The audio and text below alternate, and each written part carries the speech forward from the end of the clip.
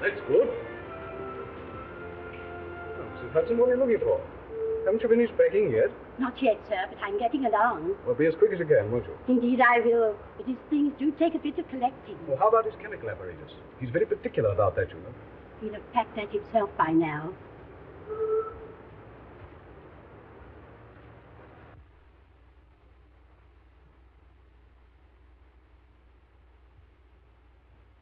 Really, Holmes, this is too bad of you. Do you realize that my wife and the rest of the furniture will be here at any moment? I told you the van that's bringing my stuff is taking all your things into the country. I'm so sorry, my dear Watson. I was somewhat engrossed in my correspondence.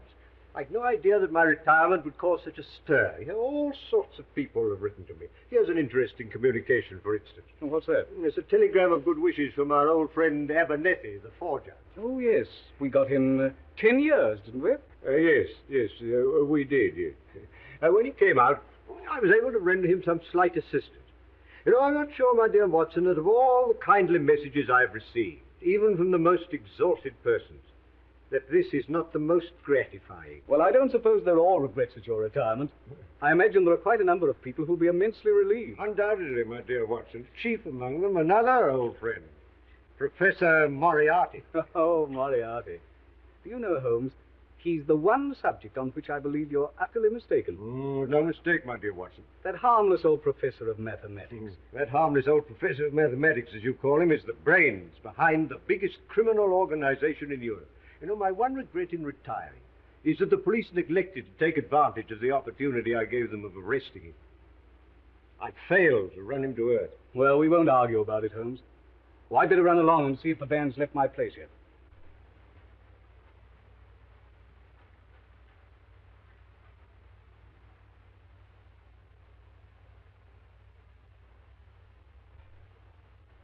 Excuse me, Mr. Holmes.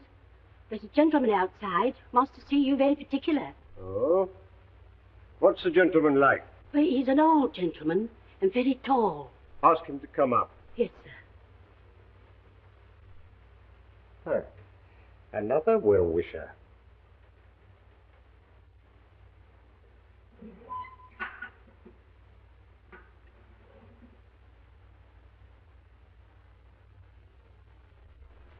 Come in, my dear Professor.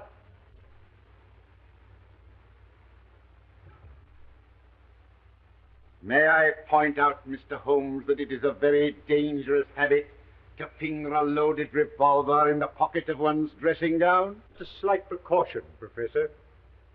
As a matter of fact, I half expected a visit from you to satisfy yourself personally that I really was going.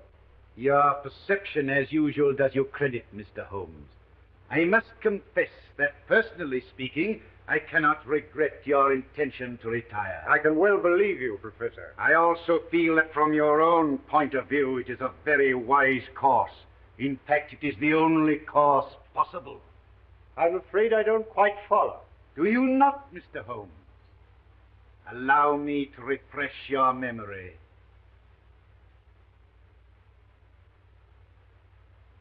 Listen, Mr. Holmes. On the 4th of January last, you crossed my path. On the 23rd, you incommoded me. By the middle of February, I was very much inconvenienced by you. And at the end of March, I was seriously hampered in my plans. The situation, in fact, had become an impossible one. That was my intention. Mr. Holmes, it has been an intellectual treat to cross swords with you. And I say unaffectedly, it would have been a great grief to me to have been forced to take any extreme measures. Danger happens to be part of my trade, Professor. Danger? It isn't a question of danger, but of inevitable destruction. Therefore, I say again, you are wise to retire. When you once get to the country, take my advice and stay there. And suppose I should reconsider my decision? You have my warning. I wish you a pleasant and permanent retirement.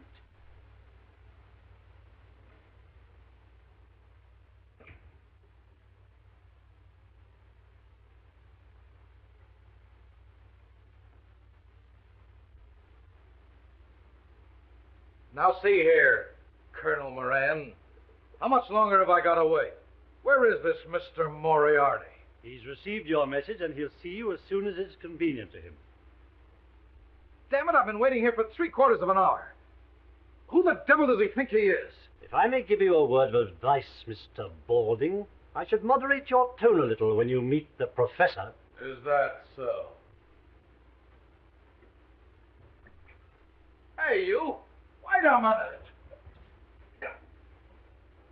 What devil's trick's this? No devil's trick. I only wanted to prevent your going before I had spoken to you. And who gave you the right to turn the key at me, huh? We needn't discuss that matter. I understand you have a proposition to make to me. Maybe I have. And maybe I'll change my mind. Why they kept me wait? I speak to people when I choose, Mr. Balding. Not to me, you don't. Unlock that door. Sit down. I said open that door. Sit down.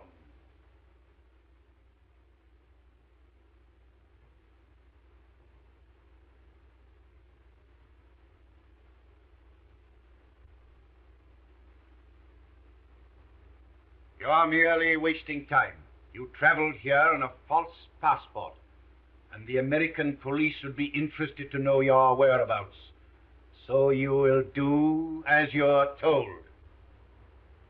Okay, Mr. Moriarty. I understand you represent an American society which is anxious to remove one of its ex-members, who is now living in this country under an assumed name. That is so. And you wish the aid of my organization. What do you propose to pay? $50,000. Reasonable. Now you will tell me all you know about this man, how you traced him to England, when he arrived here, and in what part of the country he was last heard of. Colonel Moran speaking. Yes, he's interviewing the professor now.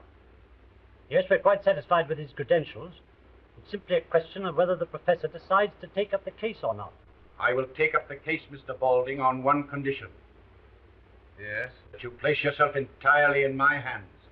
Carry out my instructions implicitly and obey my slightest order without question. Very well. Good. You will now return to your hotel. You will make no move whatever until you hear from me. When's that likely to be? It may be a week. It may be a month. Rest assured you will hear from me. When I am ready, your orders will be delivered by hand. You understand? Yeah, I get you. Very well. You will now find the door open. Good day. Okay. I'm relying on you, Professor. Oh, by the way, don't forget...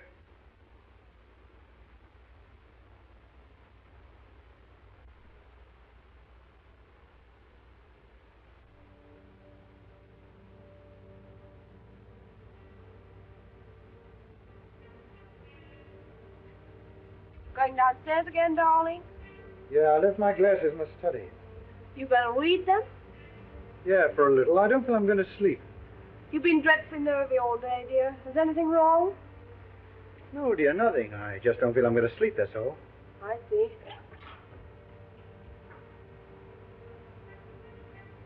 Hey, Jack. Anything wrong? No, I only left my glasses downstairs, that's all. Go ahead, Jack.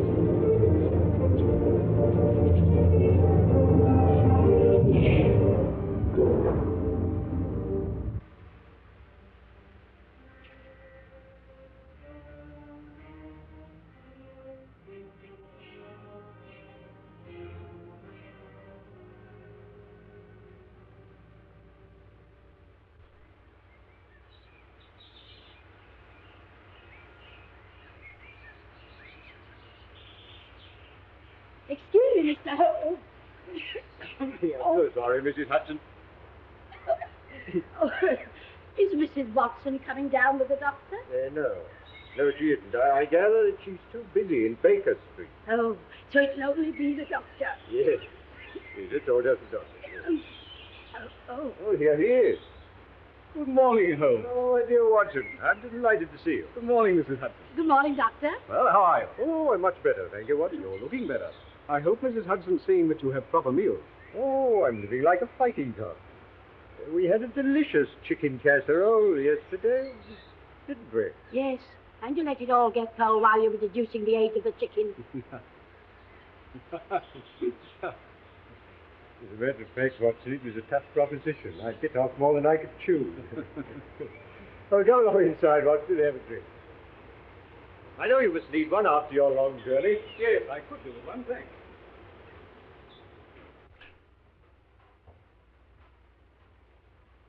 Oh, this is very nice, Holmes. You'll help yourself, Watson. Thanks. It's sulfuric acid. You're developing a curious sense of humor, Watson. So, out over there. Well, you settled in comfortably in Baker Street? As far as I can see, we are, but Mrs. Watson doesn't seem to think so. No. No, you've been moving things about a bit. Yes. You moved your shaving mirror over to the fireplace. Yes, that's right. My wife has a dressing table where we used to have. How did you know? My dear Watson, you're a man of precise habits and considerable regard for your personal appearance. It is observed that whilst the right-hand side of your face is closely shaved, the further we get to the left, the more careless your shaving appears, till we come to the angle of the jaw where it is positively slovenly. I deduce, therefore, that you placed your shaving mirror where the light strikes on the right side of the face. The bed must obviously be across the end of the room, therefore the fireplace is the only place left which could produce that result. Amazing, Holmes. Elementary, my dear Watson. Elementary. Oh, by the way, I've got a letter for you. Oh, well, thanks very much. Hello. This is interesting. No? It is a letter from Porlock. Well, who's Porlock? Well, it's rather difficult to say. It's a gentleman of many aliases. It wouldn't be of any importance except for the steam artist. A link in the chain. It's a good way down the chain. Not a very good link.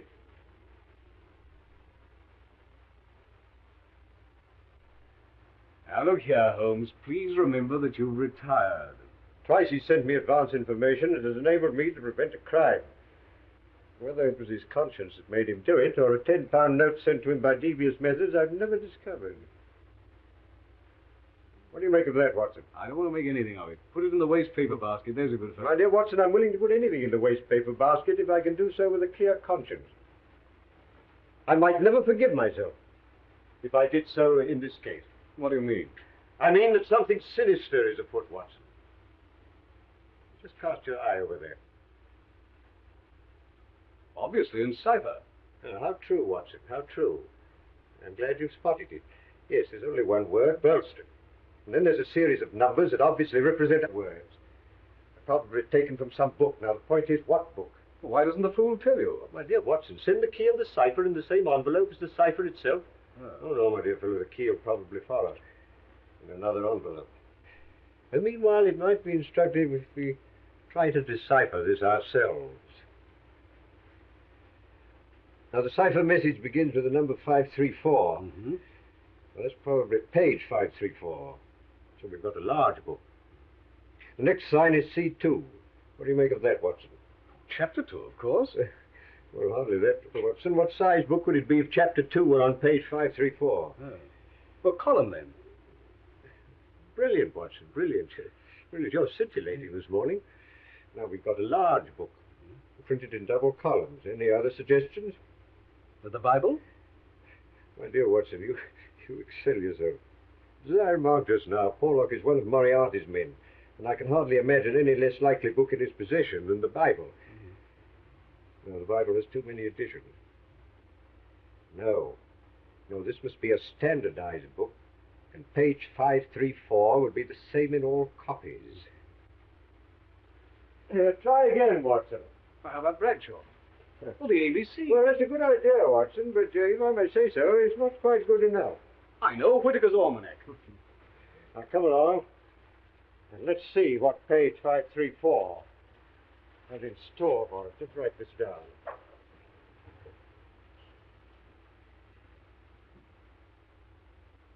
Danger? Good, Watson, good. You got that down? Yes. Capital. Owner? Ralston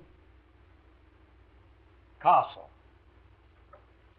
So what's it mean? It means, Watson, that some devilry is brewing against the owner of Burlston Castle.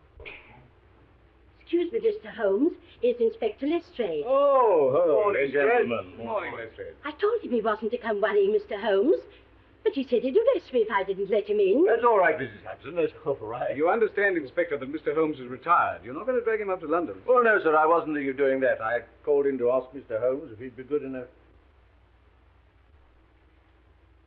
Burlston? Oh, what's this, Mr. Holmes?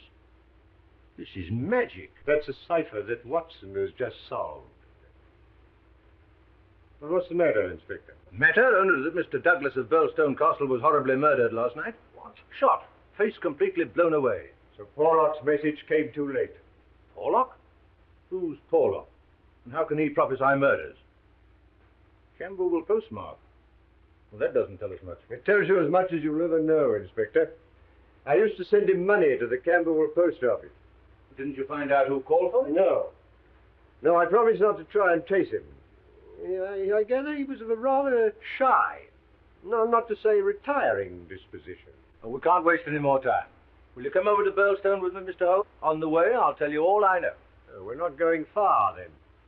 About 20 miles. You'll be back for lunch. I forbid it. I'd sooner go myself than let you go. Excitement's bad for you. I appeal to you, Inspector. He really ought not to go. My dear Watson, I appreciate your thought of it. I wouldn't dream of going if I were not convinced that Moriarty is behind all this. Not your Professor Moriarty? Yes, Lestrade, Professor Moriarty. My dear Mr. Holmes, you're beginning to see his hand in everything. Porlock is one of Moriarty's men.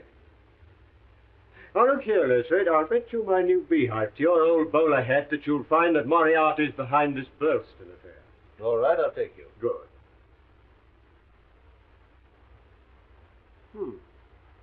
This must date well back into the past, Watson. I suggest these are the remains of the old outer fortification. Yes, obviously. Well, I suggest, Mr. Holmes, that we should do better to go inside and view the scene of the tragedy. My dear Lestrade, I always think it wise to get one's bearings before proceeding into deeper waters.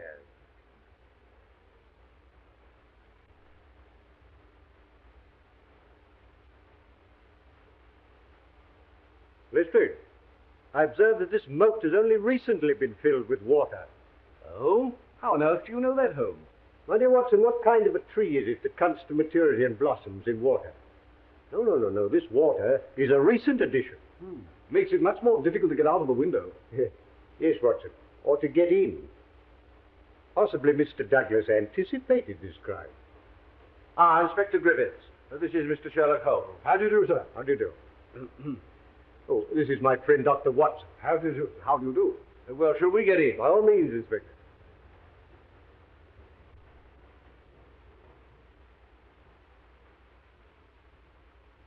This is what it was done with, Mr. Holmes.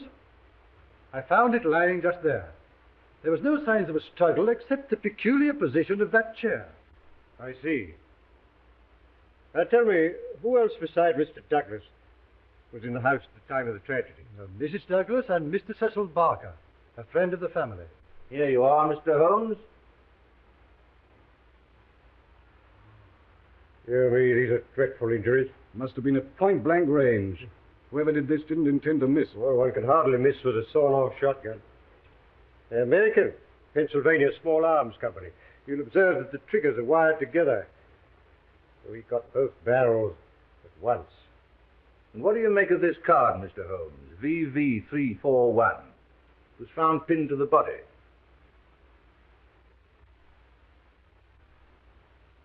Rough cardboard.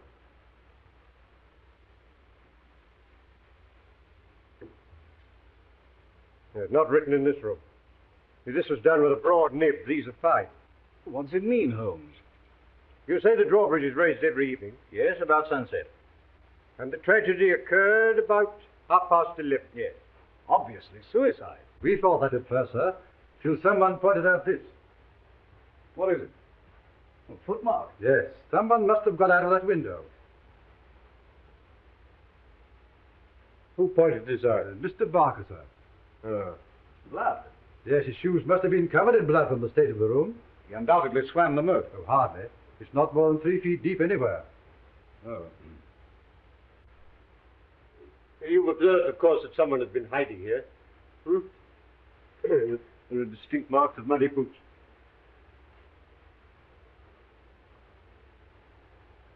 When were these curtains drawn? At dusk. So the men must have got in after the curtains were drawn and before the bridge was raised. Yes, but I observed when I arrived that the moat doesn't extend right round the castle. The ruined tower at the end of the building is accessible without crossing the drawbridge. Yes, but the only way from the tower to this part of the house is through this solid oak door, which is always kept locked.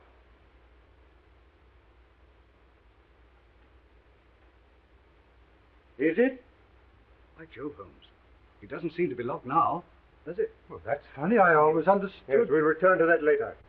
Meanwhile, I must ask you to make no reference whatever to it. Now I think we'll have another look at the body. Oh, and I should like to have a word with that Mr. Cecil Barker. Very good, sir.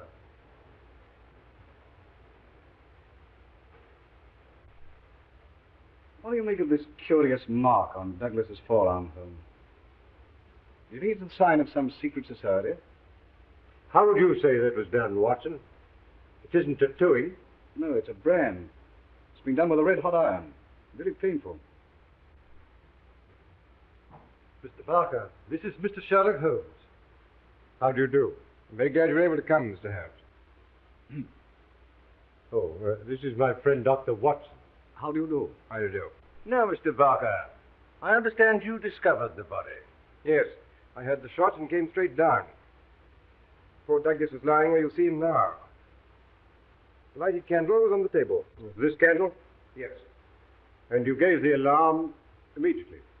Yes, I rang the bell for Ames. That's the butler. And a minute later, he came in. So that within 2 minutes of the murder, Ames was in this room? Yes. What was the first thing he did? He put that lamp he was carrying on the table. It blew out the candle. As a matter of fact, I was here so quickly myself after the shot. I must actually have been in the room while the murderer was escaping through the window. Why do you say through the window? Because there's no other way out. That door to the tower is always locked. But we've just... Now tell me, Mr. Barker, did Mrs. Douglas come in here after the tragedy? No, I was able to stop her just in time. How long have you known Mr. and Mrs. Douglas?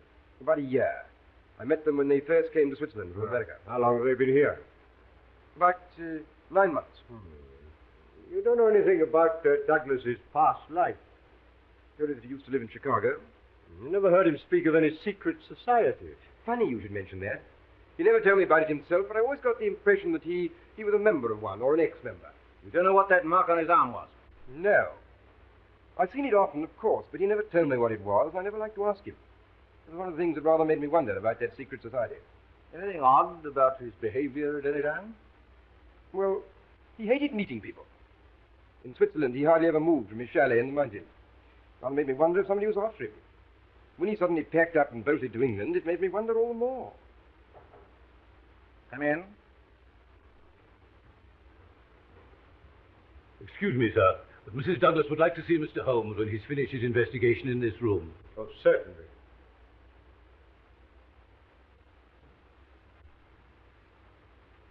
Mr. Barker, would you be good enough to tell Mrs. Douglas that I'll be with her in a minute? Oh, Ames? Yes, sir. As you're here, you may as well answer a few questions. Very good, sir. Regarding the tragedy, did you hear the report of the gun? No, sir. You know what these old houses are. Walls are a mile thick. Now, Ames, Yes, sir. when you entered the room, this candle was alight, I understand. Yes, sir. Where would Mr. Douglas have got it from? His bedroom, sir. Oh. I had orders to see that one was always on his bedside table. And you put this one there yourself? Yes, sir. I remember he told me his old one had burned right down, so I put in a new one. Oh, it was a new one? Yes, sir. It hasn't been relit since the tragedy. No, sir. I'll vouch for that, sir. Ah.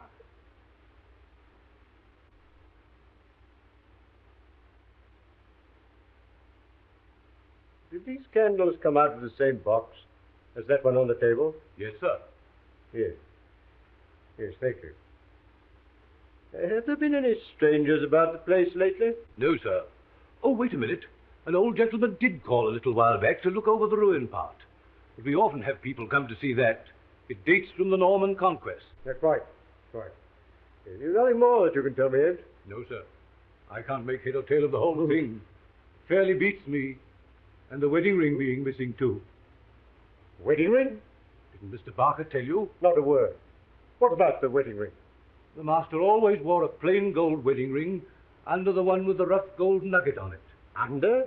Yes, sir. I never saw him without it. And for the murderer to take that and leave the other seems so strange, doesn't it? Yes. Yes. Oh, there's just one more question, Ames. Did your master ever do exercises in the morning? Yes, sir. Every morning. As regularly as clockwork. I see. Thank you. Thank you. Will that be all, sir? Yes, thank you.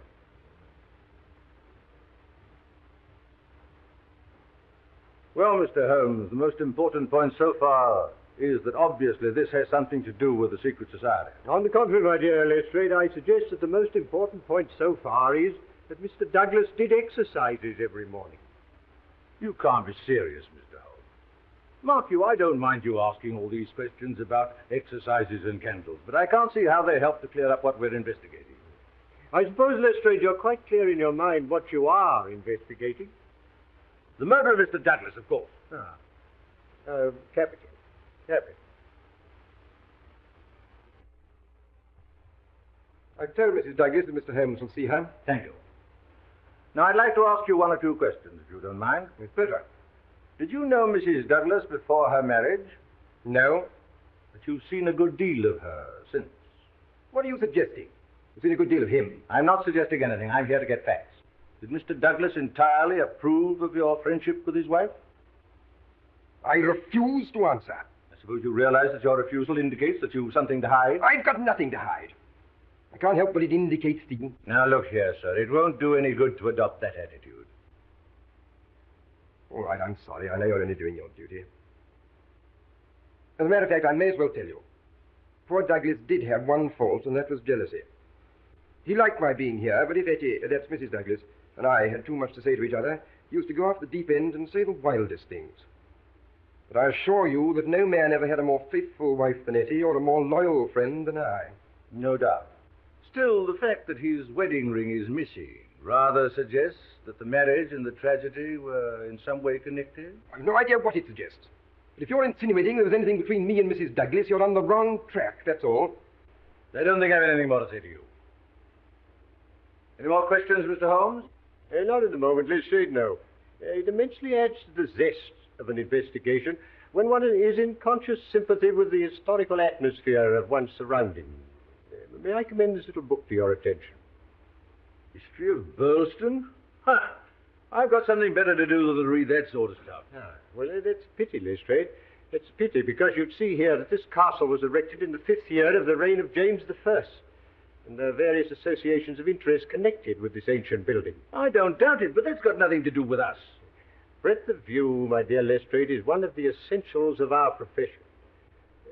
Yes, well, as you don't seem to agree with me, perhaps we'd better go and see Mrs. Douglas. Ah, that's better. I'll show you the way.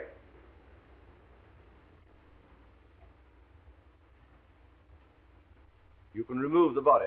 Very good, sir.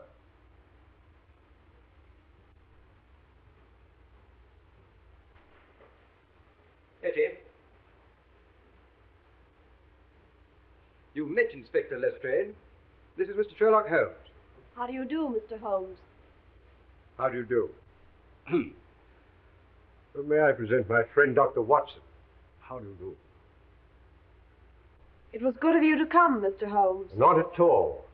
I hope I may be of service to you. Won't you make yourself comfortable? Well, I think I shall leave you now. If you want me, I shall be in the garden.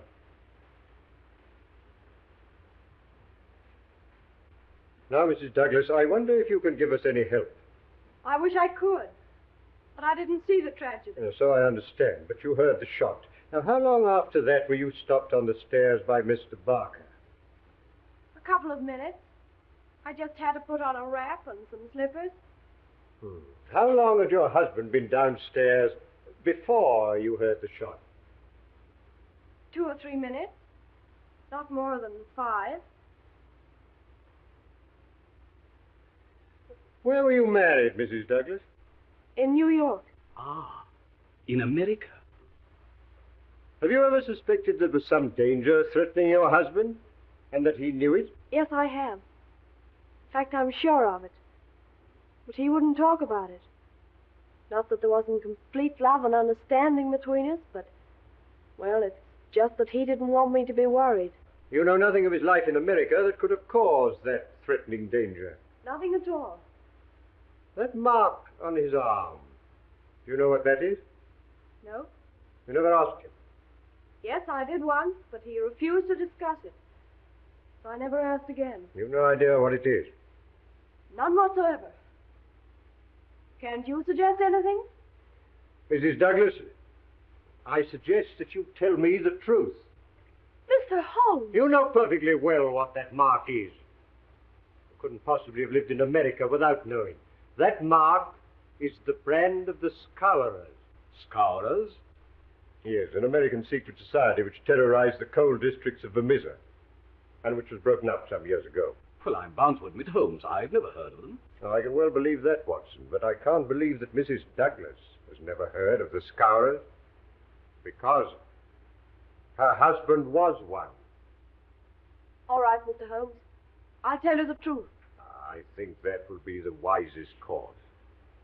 I'll tell you the story of the Valley, the Valley of Fear. 2 years ago, I lived at Vermissa with my father. We used to take in boarders occasionally. Then one evening, I went down to the depot to collect a package, and I met a young man who'd just come off the train.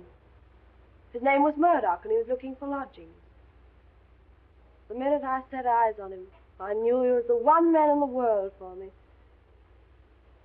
I told him about our place, and he said he'd call later. That evening, when I was clearing away supper, I heard a knock at the door.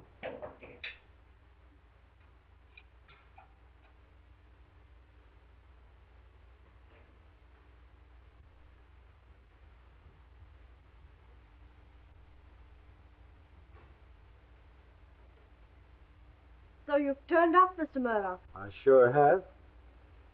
I kind of make it a habit to keep my word.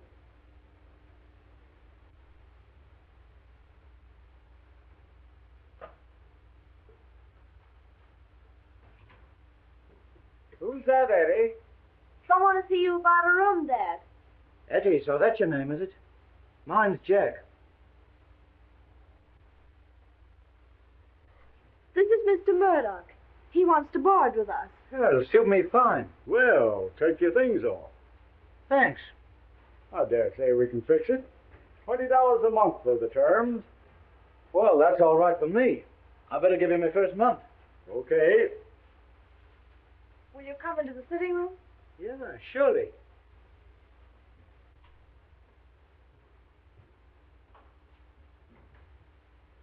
Well, this looks pretty good to me. Won't you sit down?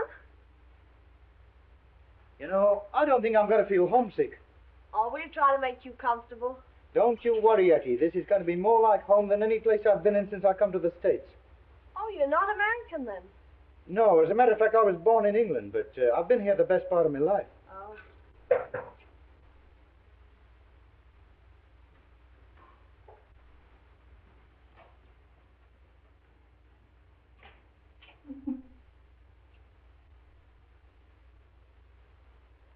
Why, hello, Ted. I didn't expect you so early. Yeah, so it seems. Who's the boyfriend? Our new boarder, Mr. Murdoch. This is Ted Balding. Well, Mr. Boarder, I suppose you figure you got things fixed up pretty good here, eh? Yeah, that's the idea. Any objection? No. Come here. Come on, get a move on. that I've been a boarder myself, so I'll put you wise. Eddie belongs to me. She's sweet on me. Get me? Well, there's no accounting for taste. So you're one of these fresh guys, eh? Well, don't get fresh with me, that's all. Ted, please. Jack didn't mean anything. So it's Jack, is it? It's come to that already, eh? I think if you were to leave us alone, Etty, we might get this thing straightened out. Listen, I know how to get this thing straightened out. You know what that means? No, and I don't care. Well, you can take it from me, you will. I'll be here tomorrow night, and I'll expect to find you gone. I wouldn't bet on that if I were you.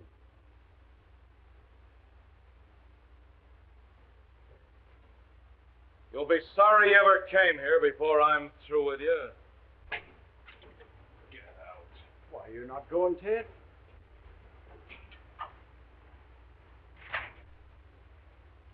Say, Eddie, what's the matter with Ted? Oh, he's sore of Mr. Murdoch being our new boarder. Sorry you should have a scare on your first night, Mr. Murdoch. Scare? You don't think I'm scared of that, do you? Most people are. Well, I'm not. Who the devil is he, anyway? He's one of the bosses of the Scourers. The what? The Scourers, a society of murderers and blackmailers. The ancient order of freemen, they call themselves. Oh, baloney. The freemen are to be found in every town in the States. It's a society for charity and good fellowship. Not here, it ain't. It's just a murder gang. Well, then why don't they bring them to justice? Tell me that. Because no one dares give evidence against them. Juries don't dare to convict. The judge has to do as he's told, and the police are all square. Say, you're just trying to kid me. I don't believe a word of it. Aren't there 50 murders to prove it? Is there a man or woman in the valley who doesn't believe it? Well, you don't scare me. You see, you don't know me. And you don't know McGinty and his gang. McGinty, eh? That's queer. I've got a date with that guy this evening. McGinty? What do you got to do with McGinty? Well, I've got to report to him. You see, I happen to be a freeman myself. What? What? You a freeman? Then you don't stay here another minute. Here's your $20 back. I wouldn't have you for $100 a week. But you can't turn them out now. Oh, can't I? I'm telling you, I got no use for these freemen. It's bad enough to have one hang around Eddie. I'm not going to have another for a boarder. You get out of here tonight. Well, tomorrow morning.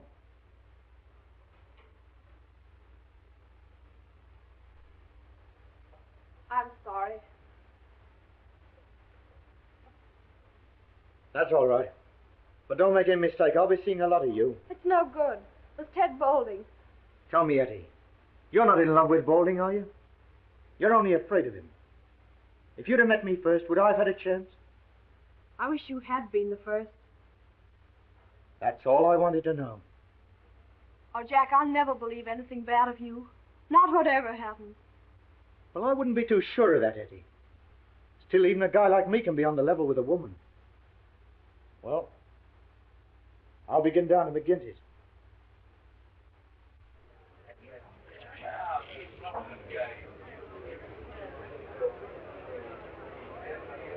Whiskey. Well, stranger, I don't seem to call your face to mind. No, I'm new here, McGinty. Counselor McGinty to you. Well, I'm sorry, Counselor. I was told to come here by Brother Scanlon, Assembly 341 for missing. I drink to your health and our better acquaintance. Oh, it's like that, is it, Mr. Murdoch? I'd have to look a bit closer into this, Mr. Murdoch. We don't take people on trust in these parts. Let's have a little talk in private. Yeah. You mind stepping through that door there?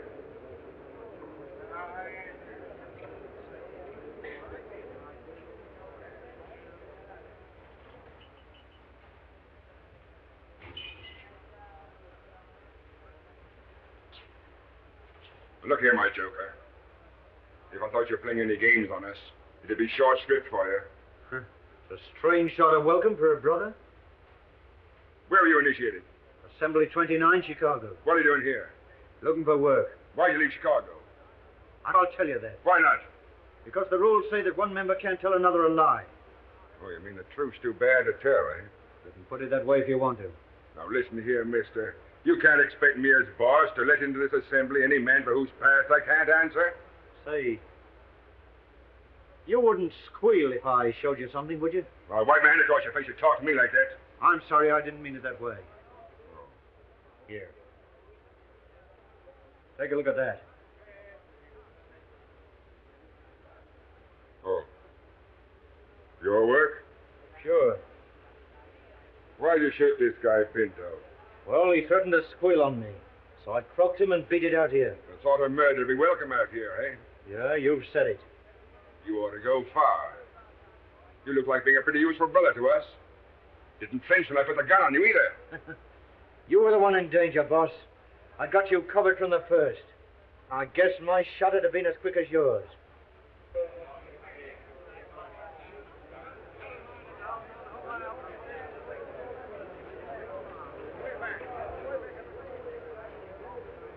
So you got here first, did you?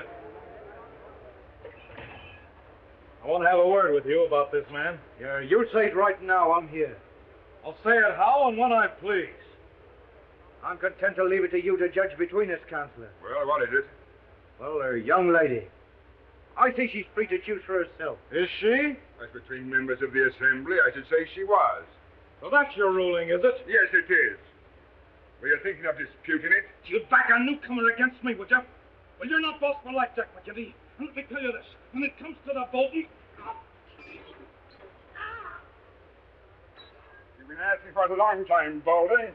Now you've got it. I've got nothing against you, boss.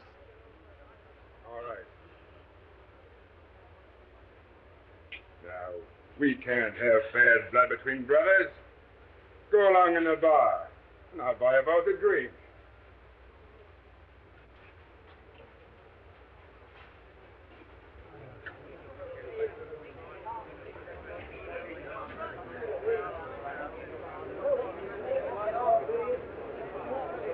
We've not met before. You're the new captain? You've guessed it. I'm Captain Moore. Oh, we can do without you.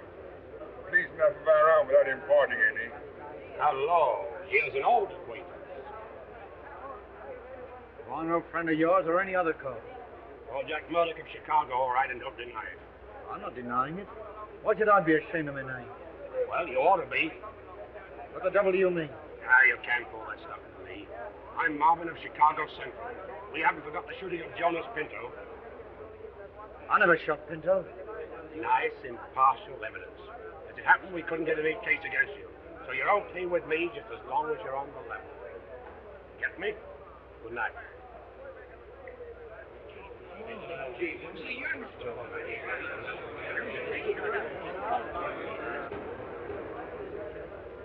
Well, boys, here's a new brother from Chicago. We'll just have drinks all round, and then we'll swear him well and truly into the assembly. We got a special initiation here in Vermissa Valley, and you can't be one of us till you've been through it. That's okay with me.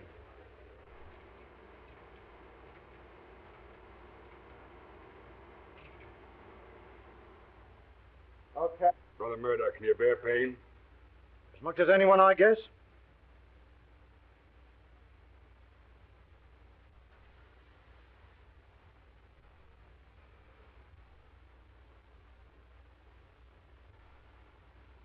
Well done, brother. Now, one last word. You'll obey my rulings at all times. And the penalty for breach of faith is inevitable. I understand. Well, boys, we must get to the business of the evening.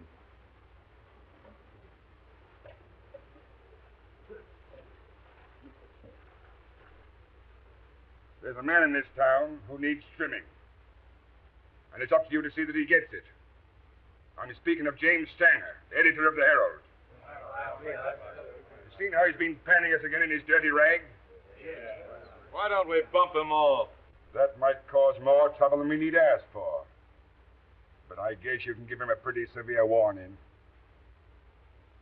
Will you take care of that, Balding? Sure thing. I'll take Van Schust along with me.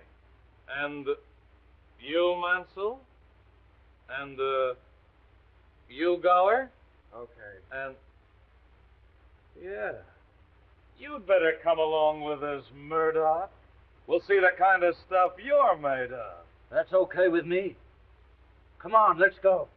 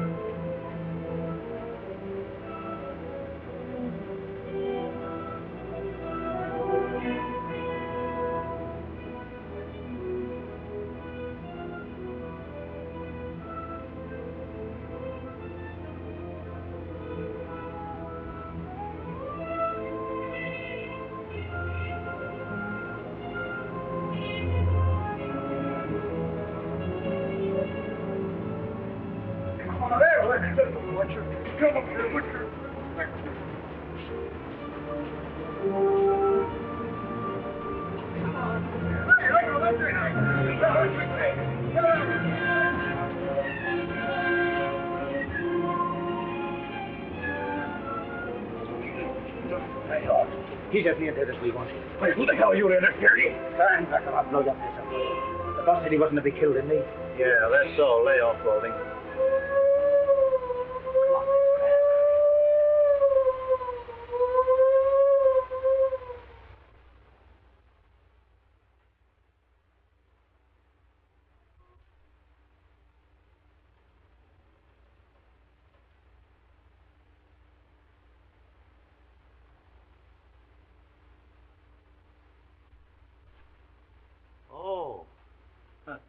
I'm sorry, Counselor.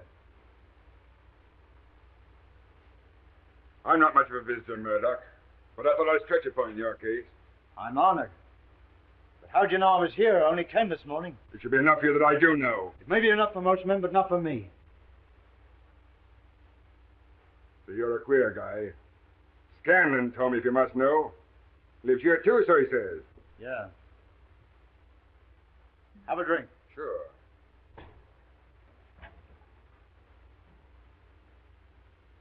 I thought you'd be getting into trouble, Mr. Crooked Murdoch of Chicago. Well, he's a friend of mine, and I'll answer for his conduct. Well, what am I being accused of? Beating up old Stanger of the Herald last night. Not your fault, it isn't a murder charge. Say, I can bring a dozen men to prove he was playing poker with me. You'll not be able to hold him, Captain Marvin. I wouldn't bet on that. Take him away, boys. Any funny business, shoot him.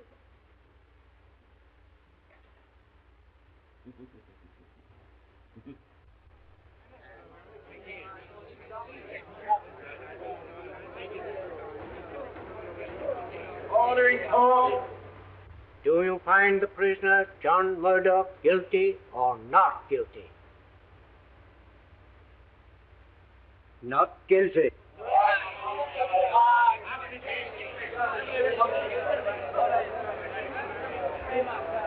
Court adjourned.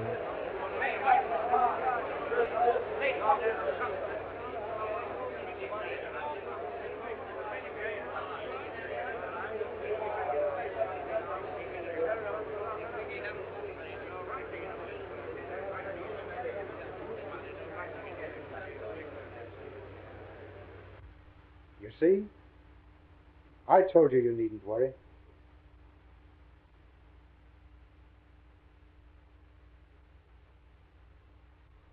You see, Mr. Holmes, I'd fallen desperately in love with Murdoch by this time.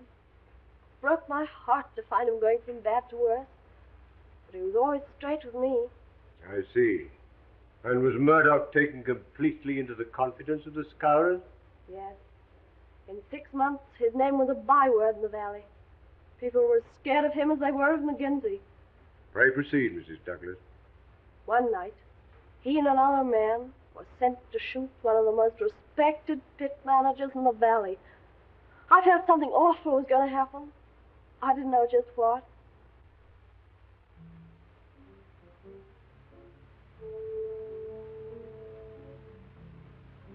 Tell the boys to scram. Okay, boy. Now then, Baldy. As soon as we get this going, you come back to these bushes and cover the door. He's got to come out when he finds the place alight. And where are you going? Don't be a sap. I've got to cover the back, haven't I? Come on, let's go. Okay.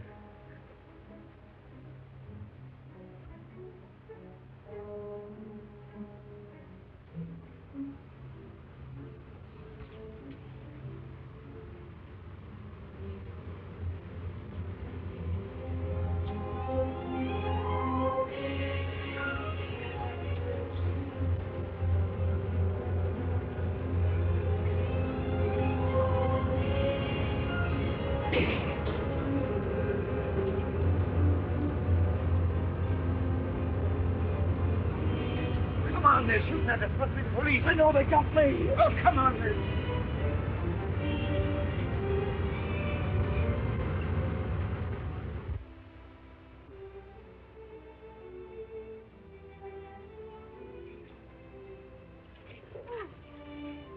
I'm sorry, Eddie. I didn't hear you come in. What's the matter, Jack? Why are you so scared of me? I'm not scared, honey. I was just thinking of other things, that's all. Oh, no, it's more than that. Let me see the letter you were writing. A letter? Yeah, the one you're trying to hide from me. No, I can't do that. It's secret. It's the business of the society. You know, when you come in, I thought you might have been a detective. Oh, Jack, can't you give it up? That's what I've come to ask you. I heard about last night. Help me get away from this terrible place, this valley of fear. No, I can't do that right now. They'd never let me get away knowing as much about them as I do. Still, maybe in 6 months' time I could find a way. 6 months? Is that a promise? Perhaps 8 months. Anyway, within the year. Oh, darling. You see, I felt happier after his promise. Did he keep his promise? Did you leave in 6 months? It wasn't a matter of months, Mr. Holmes, but hours. That same afternoon, I was just going upstairs when I heard someone come to the door.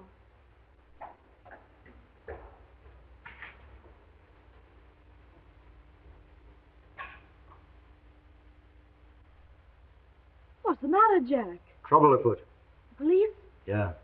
A Pilkington detective. Yeah, that don't mean anything to you, I know, but I'm too deep in this thing. I've got to get out. Tonight. And you want me to come with you? Yeah. I'm a strange sort of Romeo for a kid like you, but I'm on the level with you, Etty. And we quit tonight? Sure. Is there any danger? Maybe we can stall the danger off, maybe we can't. Anyway, you be ready in case I come for you. I will, Jack.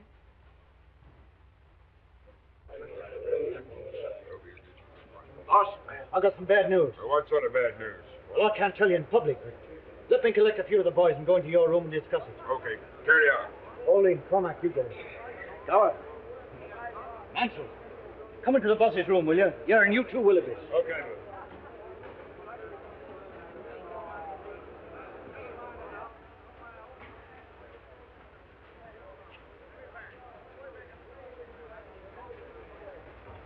Boys, I've discovered something. Well, what is it? There's a fellow called Bertie Edwards among us. Well, he's a Pilkington detective, and he's collecting evidence against us that'll send us all to the gallows. You sure of this? Gary, you can take it from me, but I'll give you the details later. Anyone know this guy by sight? Sure, I do. But if we act quick, we've nothing to fear. We got nothing to fear anyway. What can this man know about our affairs? Well, I hope you're right. But he's got the coal owner's millions at his back. Don't you suppose there may be some weak member among us who can be bought? Maybe he's got our secrets already. No, there's only one cure.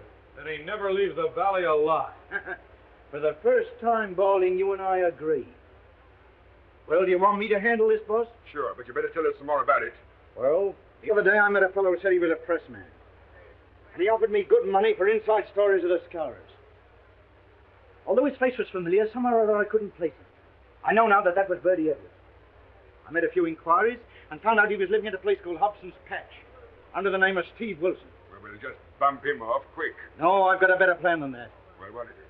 I'll go over to Hobson's Patch this afternoon and locate him. I'll tell him I'm a Scourer, and I'll offer him the secret papers of the society for a price. Only as I can't hand them to him in the street, he's got to come to my place to collect them. That'll fetch it. Well? Well, surely you can handle the rest yourself. Only once Mr. Bertie Edwards comes to my place, I don't think he'll leave it again alive, somehow.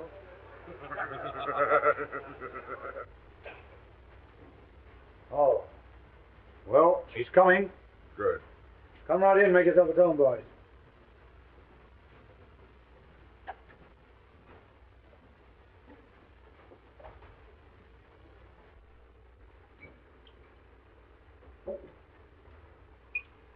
You think he knows much?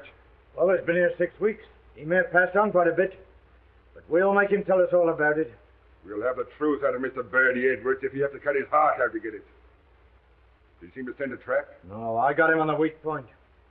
Told him I'd show him all the papers of the scourers.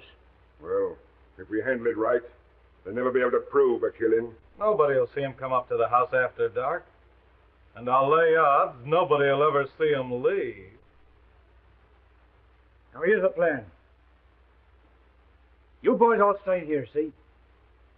Birdie Edwards will be pretty heavily armed, so we got to take him by surprise. He's going to knock 3 times. I'll go out, open the door, let him come in.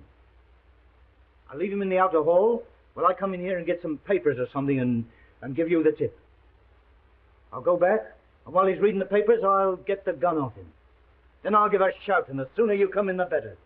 You're the one to handle him. Not one word of warning does he get till Murdoch has his hand on his throat. Okay, man.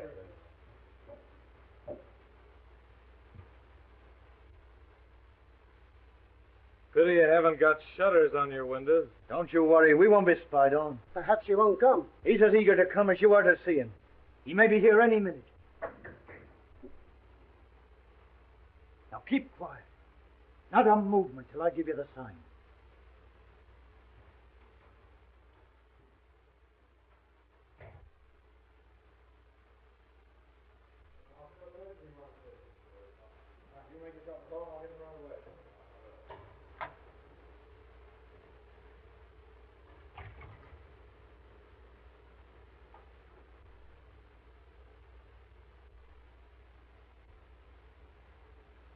Well, is he here? Is Birdie Edwards here? Yeah, he's here all right. I am Birdie Edwards. I'll get you for this, you rotten cop.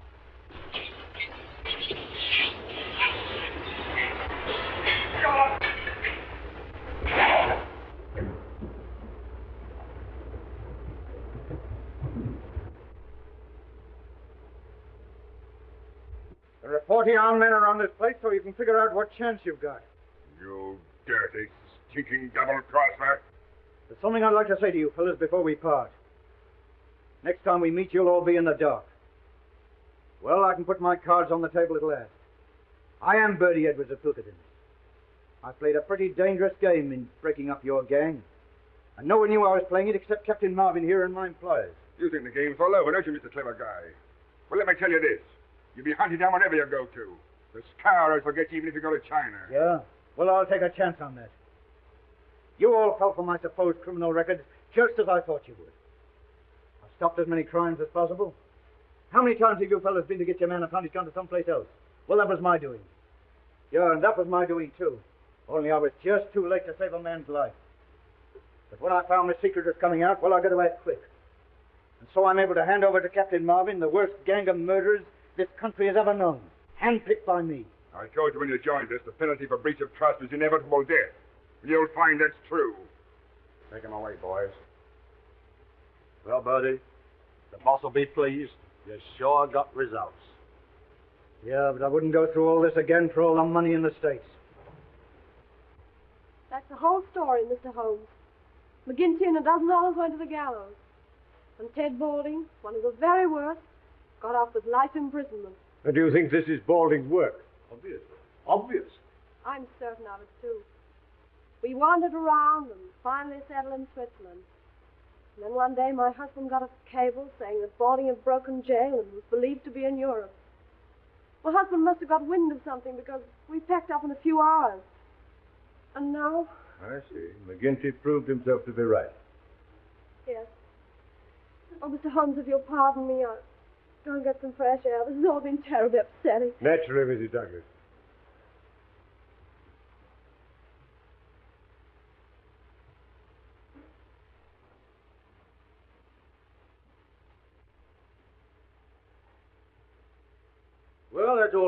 crystal, Mr. Holmes. All we've got to do is to find Balding, and that shouldn't be difficult. Yeah. They may even have got him for now. Well, I'm going to slip over to the station for a few minutes. I suppose you won't be leaving just yet a while. No. With your permission, no, not yet. That's all right.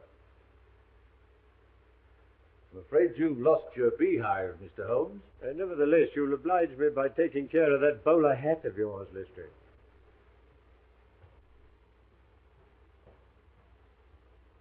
Yeah, it didn't take us long to solve that. You know, I'm sorry for Mrs. Douglas. Extremely pretty woman, don't you think? Is she? I didn't notice. Really, Holmes, there's something positively inhuman about you at times. My dear Watson, I never allow my judgment to be biased by personal qualities. I can assure you that the most winning woman I ever knew was hanged for poisoning 3 little children for their insurance money. Oh, I see.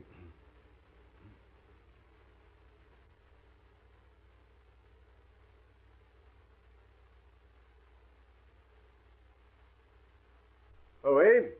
Yes, sir. Is there anything I can do for you? You said your master used to do exercises. Did he use dumbbells? Yes, sir. 1 or 2? 2, of course. And you said he used them every morning. What about yesterday? Yes, sir. I remember him doing them. Where? Down here? Yes, sir. He used to say he liked plenty of elbow room. Yes. Yes, thank you, eh? Thank you. Will there be anything more, sir? No, nothing more.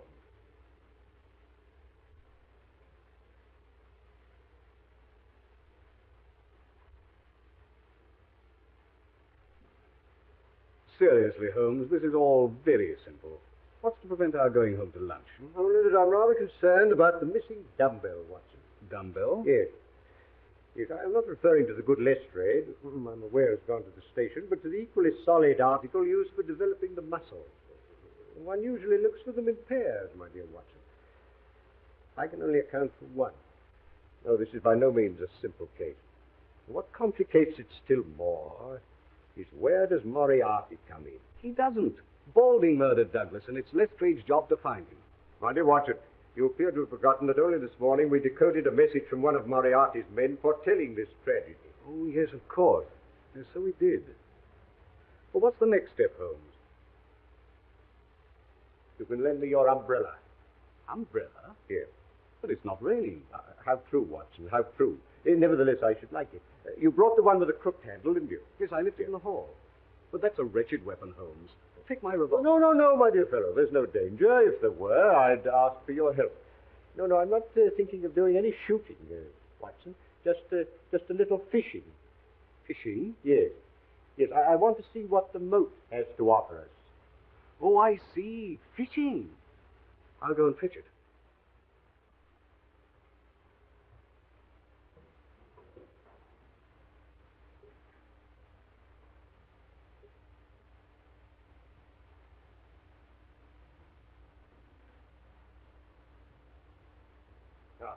Thank you, Watson. Thank you. Oh, by the way, where did Mrs. Douglas go when she left us? I saw her from the window. She was heading straight for the pergola. As I thought, Watson. She's probably talking things over with Barker. Now, look here, Watson. I want to be sure they don't come back to the house for a few minutes. Will you, like a good fellow, keep an eye on them and let me know if they make any sign of moving? Yes, certainly. I wanted to offer her a word of sympathy.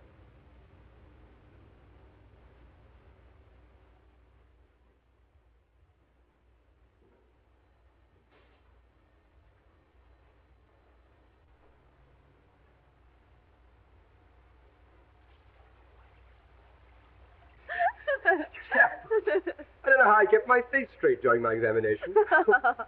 Poor Holmes. He's bitten off more than he can chew this time. You should have seen me as a broken-hearted widow.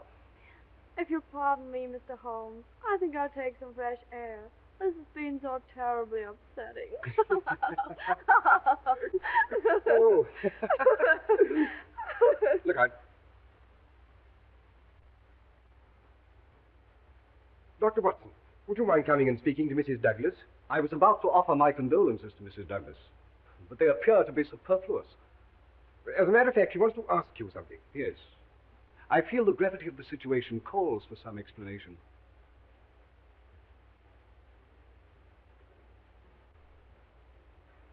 I'm afraid you must have thought my behavior very callous, Dr. Watson. Your behavior is not my business, Mrs. Douglas. But I must admit, I find it a little difficult to reconcile with the circumstances. What did you want to ask me?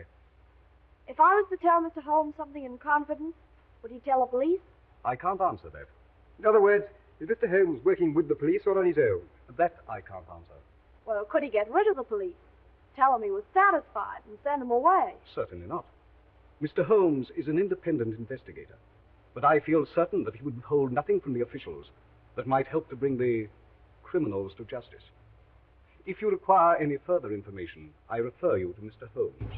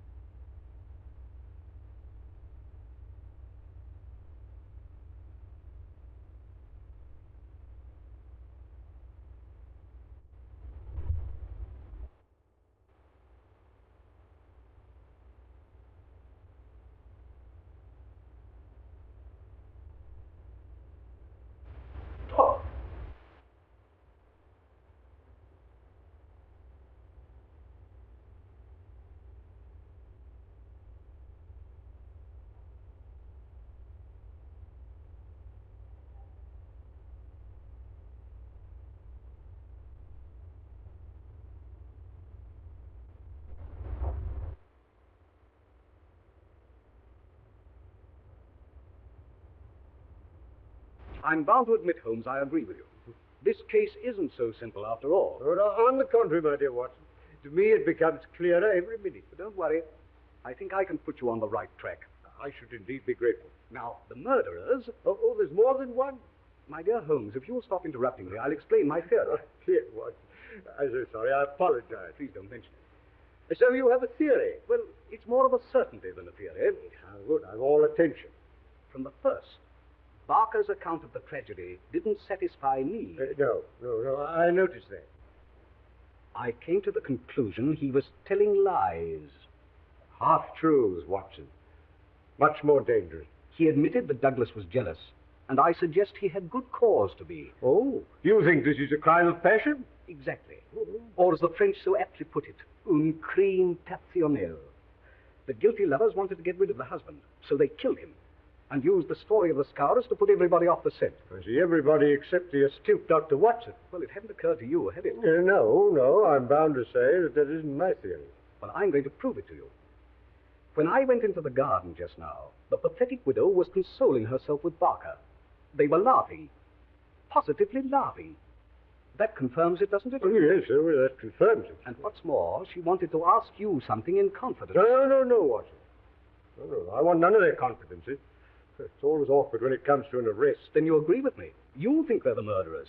My dear Watson, there's an appalling directness about your questions at times. Of course they did it. Why, she didn't even come into the room when she heard her husband was dead. If I'd had my head blown off, I should think it very odd if my wife didn't come and look at me. It's not so odd as you may think, Watson. You remember that I was puzzled about Douglas only using one dumbbell? Yeah? Yes. I found the missing one. Then everything's all right. And it's led to a discovery which has solved the whole problem. Solved? As we've been listening to a tissue of lies, Watson. The whole story of the tragedy as told by Barker is a lie. And as Mrs. Douglas supports it, she must be lying too. Now, Barker swears that when he entered the room, he found Douglas lying dead with this candle burning on the table.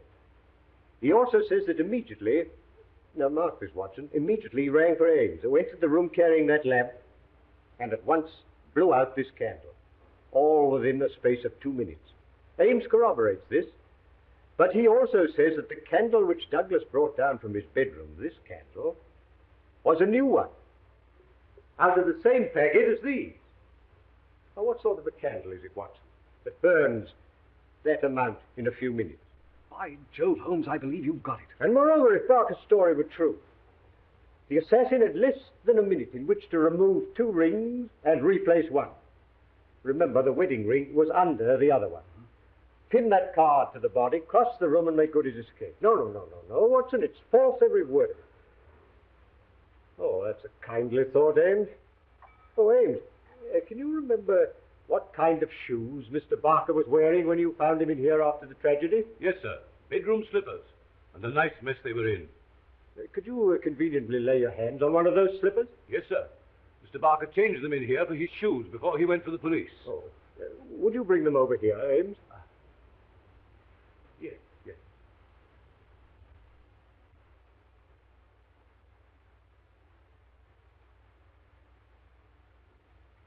Here they are, sir. Thank you, Ames, thank you.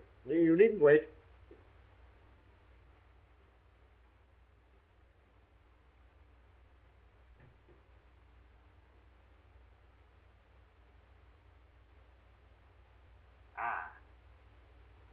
As I thought. It fits exactly. You mean Barker made that mark himself? It's part of this deliberate conspiracy, Watson, to hide the truth. Then why don't you arrest him? And Mrs. Douglas? My dear Watson, if you asked the good Lestrade, I expect he would. No, Watson. These are only small figures in the drama. The principal players you will meet tonight. Where? Here? Through that door. In the ruined tower of 𝙁𝙤𝙡𝙗 Castle. Oh, I see.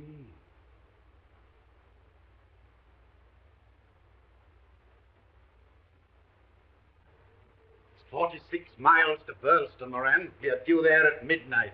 Is the car ready? Yes, we shall do it comfortably. Good. Now we'll leave the car in the 𝙁𝙁𝙗 lane about 200 yards from the castle. You will remain with it. I will go over to the tower and fetch Balding out of his hiding place. I suppose there's no question of your finding it. You won't dare use a light, you know. No question at all. I took my bearings exactly when I examined the place a week ago, made out a plan, and sent it to Balding. It was a stroke of genius on your part, Chief. Not at all, my dear Colonel. The one place the police would never think of looking for Balding is on the premises where Douglas was killed. Had he tried to escape, they would have caught him. As it is, we can quietly spirit him out of the way. Come, Colonel. It's time we made a start.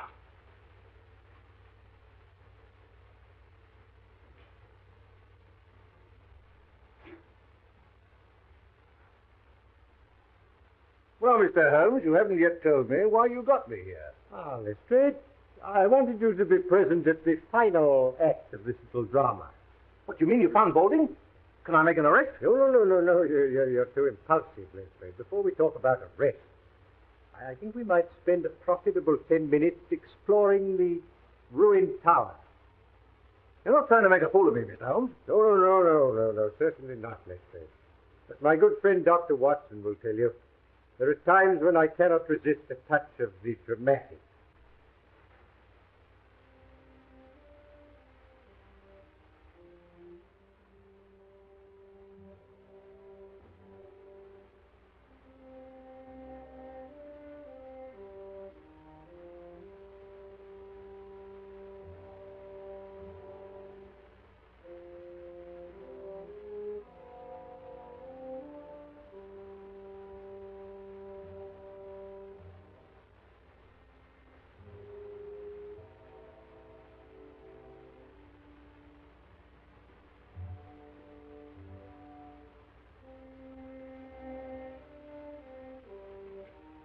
What's the idea, Mr. Holmes?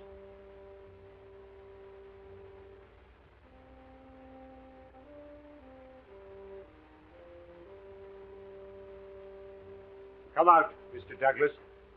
Douglas? Well, what on earth are you talking? Mr. Holmes, I believe that. Let me introduce Mr. Douglas of 𝙁𝙁𝙗𝙗 Castle, otherwise known as Birdie Edwards. But Douglas is dead. Oh, on the contrary, my dear Lestrade, as you see, he's very much alive. But I don't understand, Mr. Holmes. Who is dead, then? Will you explain to the inspector, or shall I? Well, you've done very well so far, Mr. Holmes. You go ahead. Well, Lestrade, this is quite a simple case. May be quite simple to you, Mr. Holmes, but how did you arrive at this solution? By means of a partially burnt-out candle and a missing dumbbell. Now, the candle proved that Barker had been in the room with the dead man for at least 40 minutes before he gave the alarm. And I had to ask myself, what was happening during that time? What was Barker doing? Yes, I'm afraid that's a point I missed, Mr. Holmes. Ah, well, that's not the only point you've missed, my dear Lestrade.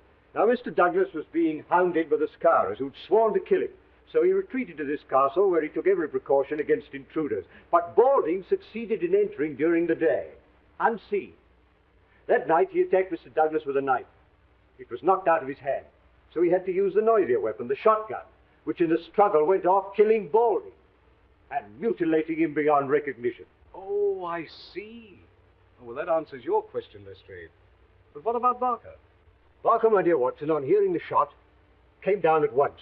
And in order to put the Scowrers off the scent, they dressed Balding in Douglas's clothes, the Scowrers' mark on the arm completing the deception. Balding's own clothes, Barker weighted with a dumbbell and threw into the moat. Douglas then got dressed, took some food, and went into hiding. And that's what happened, Watson, while the candle was burning down. You see, Lestrade? Am I right, Mr. Douglas? I can certainly hand it to you, Mr. Holmes. Yes.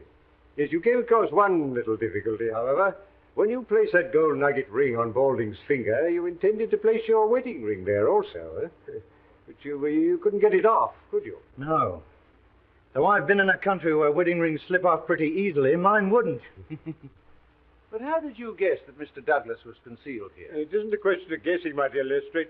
The clue was supplied by that interesting little book on Burlston Castle that I once offered you. A clue which was amply confirmed by the equally interesting plan I found in the pocket of Balding's coat. Amazing, Holmes. No, simplicity itself, my dear Watson. Well, now that the case is complete, I suggest we go over to the house and discuss Mr. Douglas's position. No, you're too hasty, Lestrade. I haven't yet introduced you to the principal figure in this drama, the brains behind it all. Not your Professor Moriarty, surely. Moriarty? Well, who's he? My friend Dr. Watson will tell you later. Come, gentlemen, we must lose no time.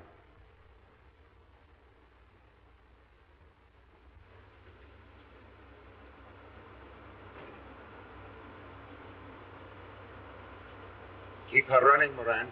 I'll bring Balding back in 5 minutes. Look here, Mr. Holmes, you can't expect me to believe in this Moriarty theory of yours. Moriarty's no theory, Lestrade, but a very great fact. Oh, well, we owe you a good deal. I suppose I must humor you. The catching of Moriarty will be the triumph of Sherlock Holmes. Quite apart from you losing your hat, Lestrade.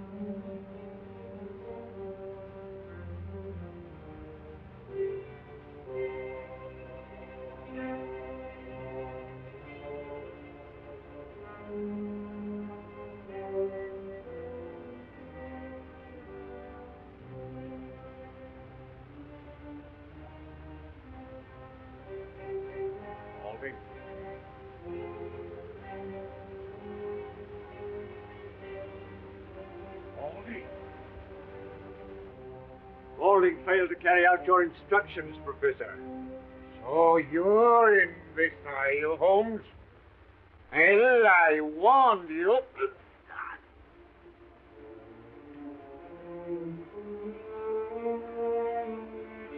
You're under arrest, Moriarty. On what charge? Attempted murder of Mr. Douglas here. Our paths have crossed for the last time, Moriarty. Put the handcuffs on him, Lestrade.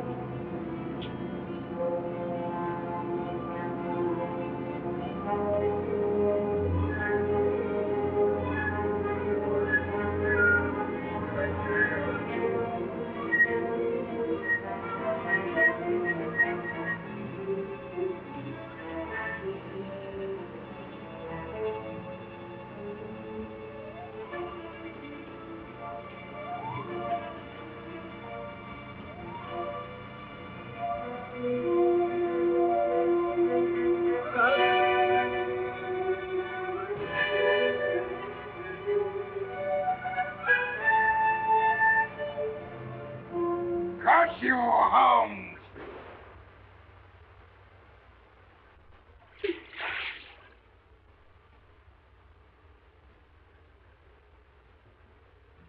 Good heavens, Holmes. It's a long drop. Yes. Yes, it's rather more than that required by law, I fancy, my dear Watson, but equally effective.